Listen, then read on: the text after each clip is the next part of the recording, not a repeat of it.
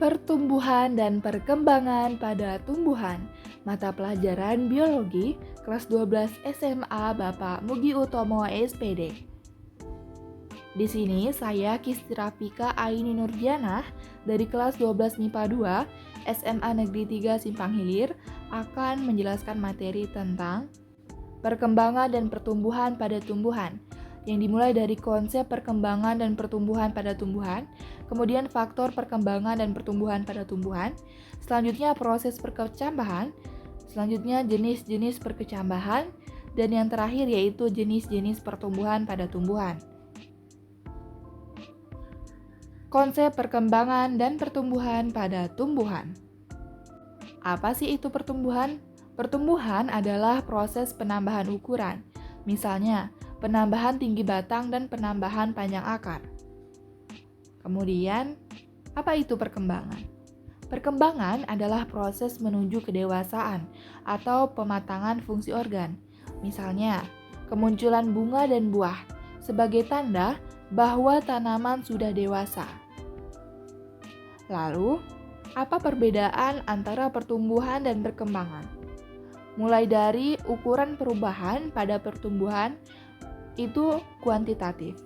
Kuantitatif di sini adalah berarti dapat dihitung, sedangkan pada perkembangan yaitu kualitatif, yaitu tidak dapat dihitung. Kemudian pada sifatnya di pertumbuhan itu bersifat irreversibel. Irreversibel di sini bermaksud bahwa tidak dapat dibalik, sedangkan pada perkembangan yaitu reversibel bersifat reversibel di sini berarti dapat dibalik. Pertumbuhan pada bagian penyebaban pada pertumbuhan disebabkan oleh pembelahan dan pemanjangan sel, sedangkan perkembangan disebabkan oleh diferensiasi dan spesialisasi sel. Faktor perkembangan dan pertumbuhan pada tumbuhan. Faktor perkembangan dan pertumbuhan pada tumbuhan dibagi menjadi dua, yaitu faktor internal dan faktor eksternal. Pada faktor internal yaitu disebabkan oleh gen dan hormon. Selanjutnya pada faktor eksternal disebabkan oleh yang pertama nutrisi, yang kedua air, yang ketiga oksigen, keempat pH, kelima kadar garam, keenam cahaya, ketujuh suhu, dan yang terakhir kelembaban. Proses perkecambahan.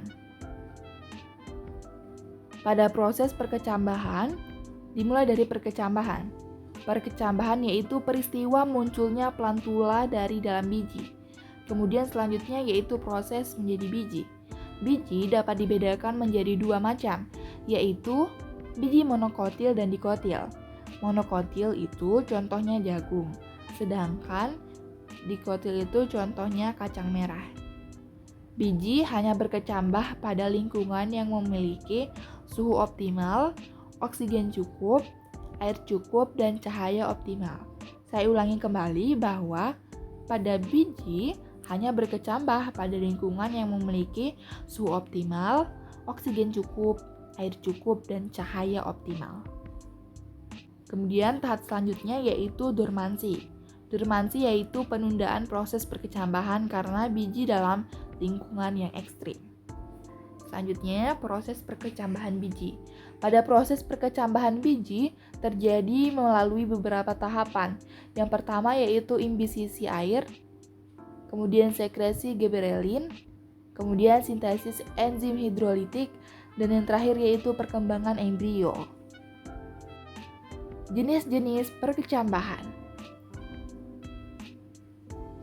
Pada perkecambahan dapat dibedakan menjadi dua, yaitu perkecambahan epigel dan perkecambahan hipogel.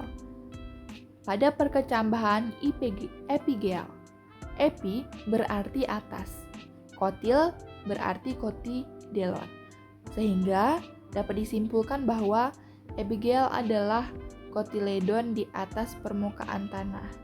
Pada umumnya, hipokotil bersifat pemanjang. Contohnya pada perkecambahan epigel yaitu biji kacang merah dan biji kacang hijau. Selanjutnya perkecambahan hipogel. Pada perkecambahan hipogel di sini berarti pada hipo berarti bawah, sedangkan kotil berarti kotiledon. Nah, pada hipogeal di sini berarti kotiledon di bawah permukaan tanah dan bersifat epikotel atau memanjang. Contohnya biji jagung dan biji kelapa. Jenis-jenis pertumbuhan pada tumbuhan. Pada jenis-jenis pertumbuhan pada tumbuhan dibagi menjadi dua, yaitu pertumbuhan primer dan pertumbuhan sekunder. Pada pertumbuhan primer dan pertumbuhan sekunder memiliki beberapa sebab, akibat, dan daerah pertumbuhan. Pada pertumbuhan primer disebabkan oleh aktivitas meristem apikal, sedangkan pada pertumbuhan sekunder disebabkan oleh aktivitas kambium. Kemudian pada pertumbuhan primer diakibatkan oleh akar bertambah. Maksud di sini adalah pada pertumbuhan primer mengakibatkan akar bertambah panjang, batang bertambah tinggi. Sedangkan pada pertumbuhan sekunder dapat mengakibatkan akar dan batang bertambah lebar serta terbentuknya kulit batang dan kayu. Pada pertumbuhan primer, daerah pertumbuhannya yaitu ujung akar dan ujung batang. Sedangkan pada pertumbuhan sekunder, daerah pertumbuhannya itu adalah kambium vaskuler dan kambium gabus. Nah, demikian presentasi dari saya. Terima kasih atas segala perhatian dan mohon maaf atas segala kesalahan. Khairun nas anfa'uhum linnas. Sebaik-baik manusia adalah yang paling bermanfaat bagi manusia. جنة هذا ما تمنى